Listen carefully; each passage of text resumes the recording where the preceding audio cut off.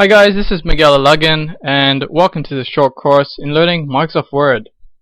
So we're going to be making a nice pretty flyer in Word, and this is going to be for a special boy. So we're going to make one for him, for Jack, and yeah, we're just going to show you how to make it. So as an introduction, what we're going to be showing you is using a template in Microsoft Word. So loading that up and making adjustments to that.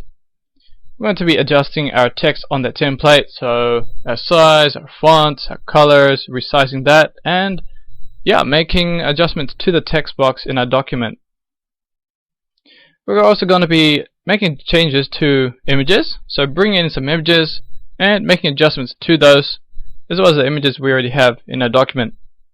So we will be going step by step into that, and yeah, changing our various image options. So doing a wrap text, resizing, changing border options, doing some nice artistic effects, just, making your images look nice and presentable with your document.